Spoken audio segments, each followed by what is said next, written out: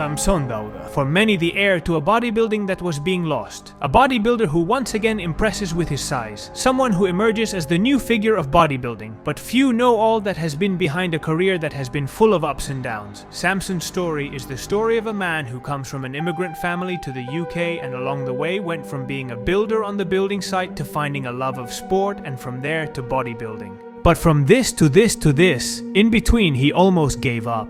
He mentions that to get to where he is, he first worked both in construction and street cleaning, as well as security and other jobs that paid for what they said was his great talent, bodybuilding. And Samson would break out as one of those aesthetic bodybuilders, with a very balanced physique and proportions that differed greatly from a bodybuilding that was breaking down due to failures starting to ignore aesthetics completely. However, Samson stands out in a new generation of bodybuilders who show a lot of passion in details like posing and choreography. But even with all that potential, he was on the verge of giving up. And why would someone with everything to do give up on his great talent? And this is where the unseen part comes in. The lack of income and the difficulties in winning a professional show and going to Mr. Olympia made him question quitting. What's more, it was his partner who encouraged him to continue. Even months before his great success, he left his trainer, the renowned Miro Sarcev, citing health problems. And it was his partner who became his coach and who accompanied him throughout his preparation just before leaving for the Olympia that would make him world champion, who was the great driving force at this stage. Rarely has there been such a close link between the sentimental and the professional.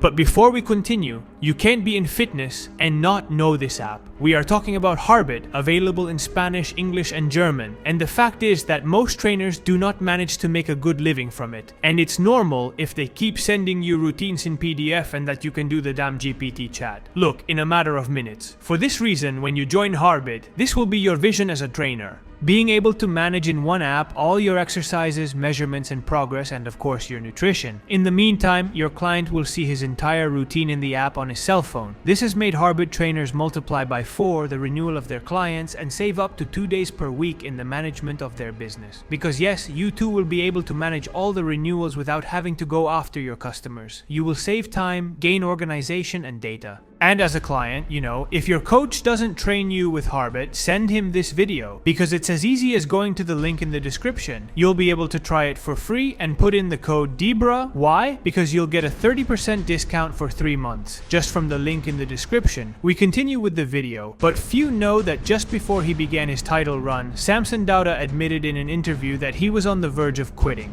Below, I will voice his own words.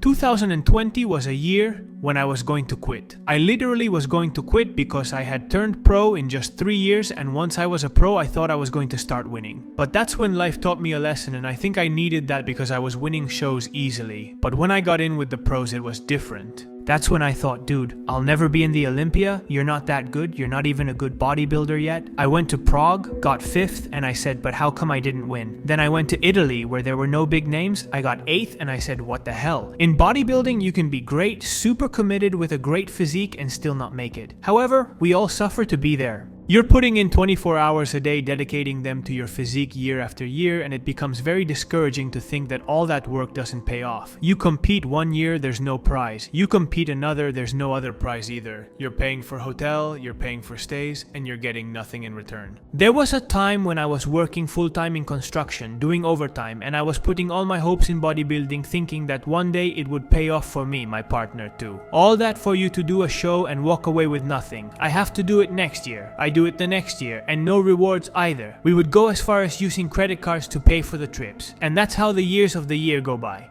And at the end of the year, after 4 championships, the year was coming up and I was like, this is it, I'm not going to do this anymore. It's just costing me my relationship with my partner, vacations, having a decent life, and all this for nothing. It's just getting me into trouble. It can't be that I'm trying so hard and not seeing any results. But in the year of the year, my partner and some friends convinced me that do it, just 1 more year. You are really improving, just 1 more year. And this year it works, you can't walk away. And I thought, okay, full focus, I'm going to make this year work. 1 more try and I make it to the Olympia. So in 2020, I got ready, but in March, the pandemic hit. All the championships were cancelled. I was preparing for the Arnold Brazil. I was only 6 weeks and everything stopped. So I thought, this is going to be my last year. What am I going to do now? But I thought, well, this won't last long, so I'll keep preparing. As soon as we get out of quarantine, I'll be able to do the show, so I kept preparing for weeks and weeks and weeks. But the gyms wouldn't open, the shows wouldn't come back. I went for months preparing for nothing, but in August I was able to go to a championship in Korea, even though I stayed for 40 days in a hotel. But I was able to make that championship and came in second. I did everything in my power, but a second place didn't qualify me for the Olympia.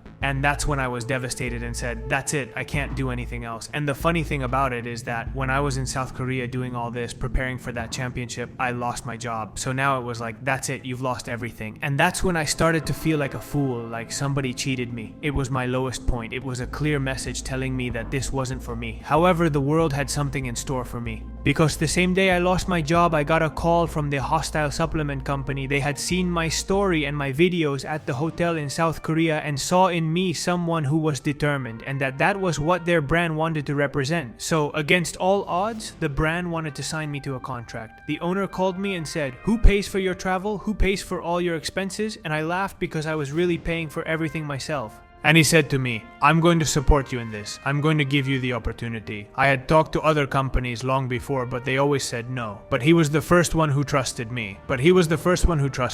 And this was in the year of the only thing that kept me going. I was still thinking, I don't know if I'm going to be able to do another year of all this. But once again, I was told, do another year. This year is really going to be your year. We really feel like this can happen. And for the first time, you don't have to work at the same time anymore. You can focus on bodybuilding because you have a sponsorship. And you say, okay, let's see if by putting all my focus without distractions and without a job, I can get my physique where I want it. And within a year of the one thing that held me to continue, that's when I clicked and the results finally started to come. SAMSOM had spent his worst days miles from home doing quarantine in a hotel in South Korea, trying to maintain his physique in the most rudimentary way possible. Behind these videos, few knew there was a bodybuilder on the verge of giving up. But the gyms would reopen, and with it, his hunger to win would return. And in the competition, that would be key for him. At the Prague Pro, we see a bodybuilder who has all the conditions to win it all. Few understood why more had not been said about this bodybuilder. He had a stunning aesthetic and radiated passion for what he did. He, along with Brazilian Rafael Brandao, came from behind representing a new bodybuilding that continued to prioritize aesthetics. The proportions in his physique were maintained, but what few knew is that the evolution of SAMSOM DAUDA had been in a couple of years to go from looking like this with this physique here, to being able to look with all this size and with an aesthetic that reminded the best Kai Gering in his performance on stage.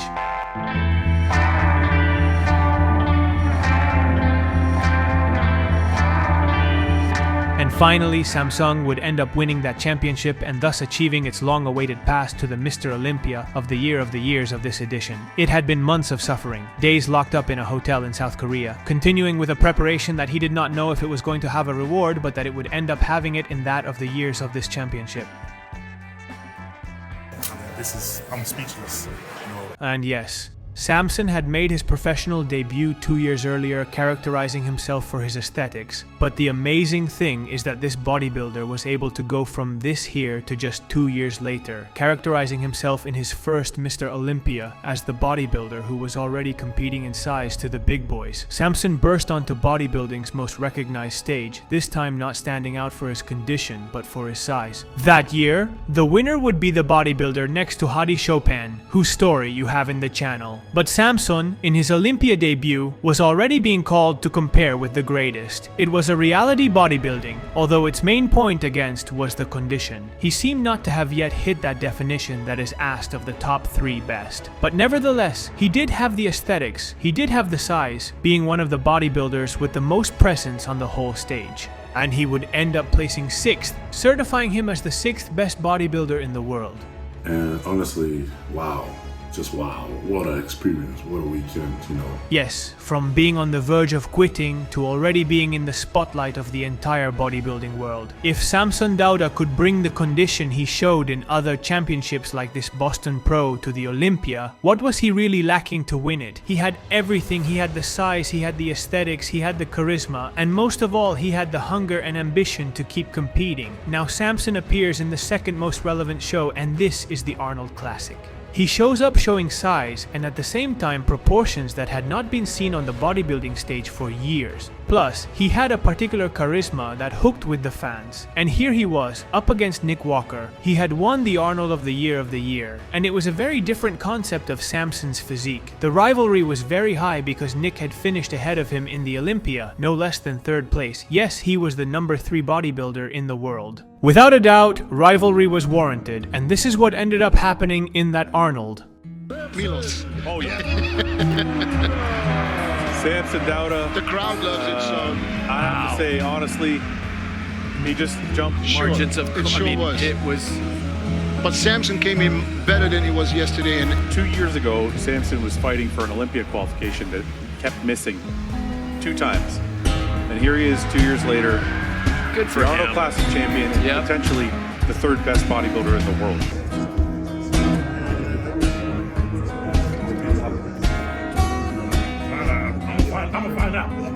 But now, it was Samson's time to show what he had achieved on the big stage. The Olympia of the Year arrives, and he is positioned there in the comparison with the best. The great battle this year will be between Derek Lansford in the center and Javi Chopin, who came from being the champion, on the right. With this comparison, he showed that what happened at the Arnold was not a coincidence. He was looking at the top 2 of the Olympia and even sneaking into the center of the comparisons. With this, the battle was written, and although he wouldn't end up winning the title that year, he would get a 3rd place and a 3rd place in the Olympia. He would get a 3rd place and a bronze medal that certified him as the 3rd best bodybuilder of the year that year. But the interesting part was yet to come and was about to happen. Derek Lansford would go on to win the Year of the Year, but Samson had already found himself among the best. And now his real hunger wasn't just limited to the Arnold Classic, but for Samson, life seemed to be starting to smile on him. Things were finally starting to go well for him. He was beginning to savor the titles that one day that boy from Nigeria, who was now in all the pools to become the best physique in the world, envisioned. After winning the Arnold Classic, the recognition began to be immediate. Samson began to be known around the world, and his image was already crossing borders. Without a doubt, he was one of the most impressive physiques you could ever see. Both his size and his particular structure made him unique. A bodybuilder like no other. But Samson still had a lot to prove, because his main weakness was his condition. They talked about the goodness of his physique, but he was beginning to be criticized that, although he was one of Arnold's favorites, he never got to look with the spectacular condition that the former champion Hadi Chopin could bring. This year's Arnold Classic was undoubtedly one of the highlights of the year. Yes, we already knew that Samson now beat everyone in size. But the strategy of size for size that he followed with his trainer Milos Arcev could really come to nothing if it led him to lose his abdomen and not get out with the definition that was seen in other bodybuilders like Hadi Chopin. The first criticisms of his condition began to arrive, and the criticisms were well founded because Samson could not get past the 2nd place and left the Arnold's baton to Hadi Chopin.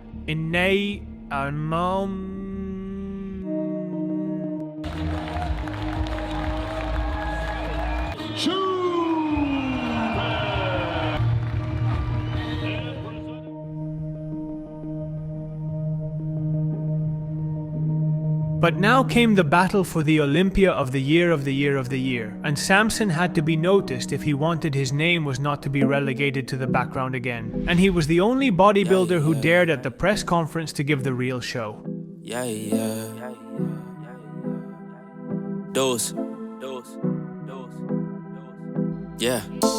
Started from the mud, now you see us going up.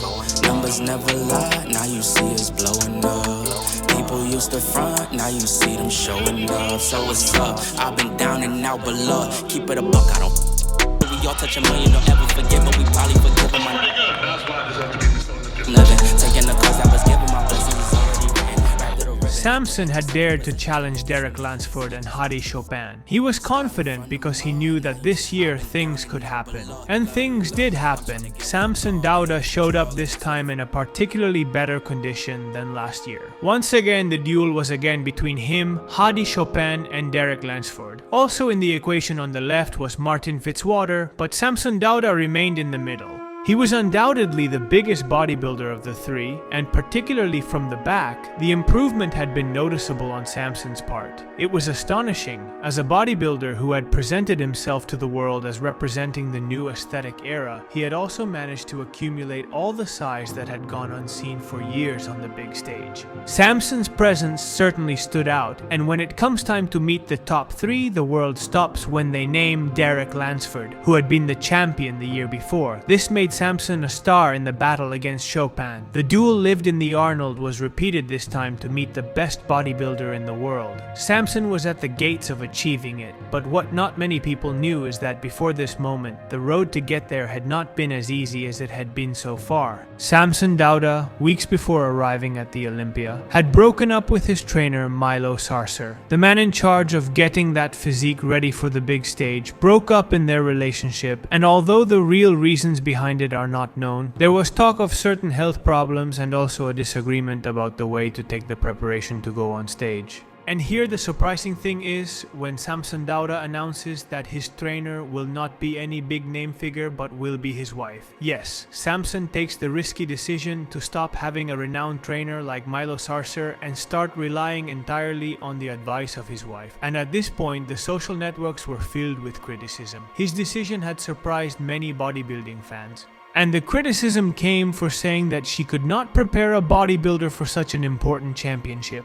But few know her story, because Samson tells us that she met her when he was not even a bodybuilder, when he was a simple worker, that it was precisely she who had experience in the world of bodybuilding, that when he was a simple amateur rugby player and considered starting in the gym precisely to improve his game and strength that the sport of rugby required him, it was then and not before when he met her in the gym. She saw his potential, and all her experience as a bodybuilder and nutritionist encouraged him to get started. Hence, Samson DAUDA gets so emotional when he talks about all the criticism that fell on his wife for taking responsibility for his training. Not only was it the person that got you into the sport in the first place, it was the same person that went through all the bad, hard times with you, the same person that was in debt with you, the same person that crawled through the mud with you and went through the fight and the battle, the same person that picked you up time and time and time when you got hit and told you don't give up, one more time, the same person that went through all of that.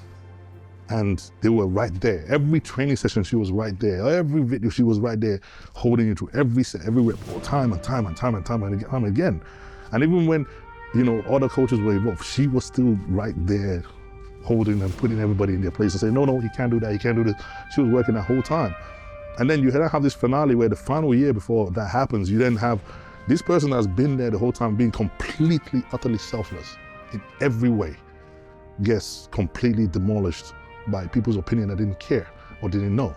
And you had to sit there and grip your teeth and take it, And that for me, it really pissed me, because I sat there and I heard so many foul things being said, and I wanted to lash out. I felt like, I'm not putting up with this. But she told me, don't, just leave it. Bushman, don't do anything. And you have to sit there and hear people that know nothing talk so badly about somebody that you love, and not only love, they are selfless in every way. And you have to sit there and listen to that. So I took that to the gym, and I made sure I tear this world apart to prove my point. So when we stood on that Olympia stage and that moment happened, it wasn't just, oh, look, man, he did it. It was, no, we did it. We told you, and you didn't believe us. Now, here you go. And yes, the moment to show everything he had been capable of would come. It would come against Hadi Chopin in that Olympia of history.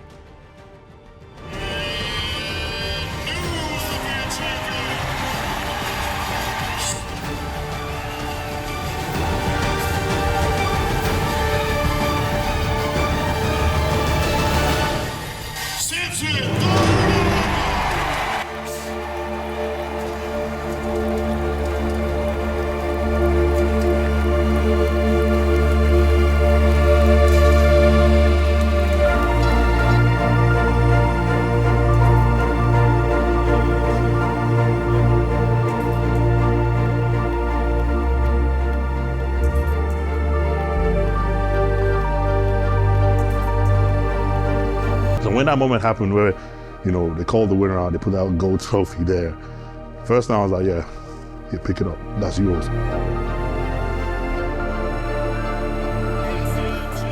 It felt good when I lifted it up, but that, when she lifted it, it felt all the more sweeter. And I would say that was my favorite photo. That was my favorite moment. I was like, yeah. Come on out, Mrs. Trainer. You get the ring. Actually, you know what she wants. No, not that. It's got some weight to it, doesn't it? What do you mean your wife is training you? This whole year has been exactly that. He's coming back to where I started, back to my roots. I'm back to the person that cared the most about me and really wanted the best for me. I came through from Nigeria all the way to UK. Had a lot of people that doubted me all my life. And I'm here right now. I'm here right now. If I can make it against all odds, why can't you? I'm here right now, and this is happening. So I want to say thank you guys so much for all the love, all the support I get. And that victory would imprint Samson Dauda's physique on every bodybuilding poster in the world. Samson's is the story of a man who came all the way from Nigeria to the UK, where he made a new life, built a family, and of course ended up making history.